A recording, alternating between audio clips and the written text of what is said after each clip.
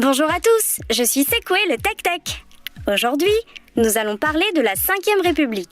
Alors, qu'est-ce que la 5e République ? La 5e République est la République française dans laquelle nous vivons aujourd'hui. Si on parle de la 5e, c'est donc que la France a déjà connu avant 4 formes de république depuis la Révolution de 1789. La Première République, vécue de 1792 à 1804. La Deuxième République de 1848 à 1851. La Troisième République de 1870 à 1940. Et la 4e de 1946 à 1958. Pourquoi est-on passé de la 4e à la 5e en 1958 ?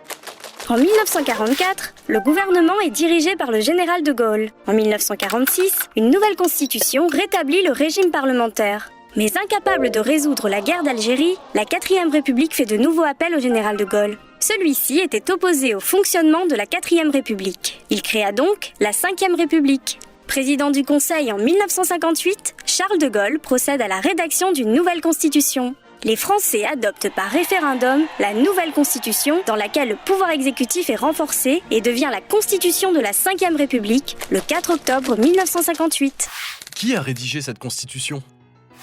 Elle a été rédigée sous l'autorité du gouvernement par une équipe conduite par Michel Debré, alors garde des Sceaux et futur Premier ministre. Il deviendra en 1963 député de la Réunion. Quels sont les changements majeurs de la 5e République par rapport à la 4e ? Le changement le plus important est le mode d'élection du président de la République. Dans la 4e République, le président était élu par l'Assemblée nationale et le Sénat, ce qui pouvait compter un grand nombre de tours pour élire le président de la République. La 5e République modifie cela en instaurant l'élection du président par 80 000 grands électeurs que sont les députés, sénateurs, conseillers généraux, maires et délégués des conseils municipaux. Le président n'était donc pas élu par l'ensemble des Français ? Non, ce n'est qu'en 1965, suite à un référendum en 1962, que l'élection du président de la République française se fera au suffrage universel. Le général de Gaulle sera alors réélu. Ce mode de fonctionnement est celui que nous utilisons encore aujourd'hui. Comment cela ?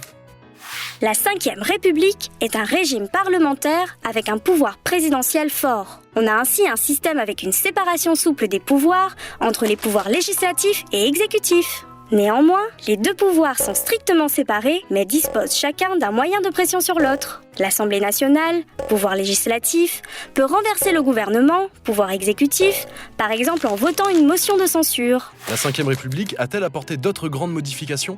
Oui, plusieurs. L'une d'entre elles est l'instauration du Conseil constitutionnel. Ce conseil est chargé de vérifier que les lois sont conformes à la Constitution. Il vérifie aussi la régularité des élections et de ses résultats. J'espère que vous avez compris ce qu'est la 5e République. À bientôt pour un nouvel épisode.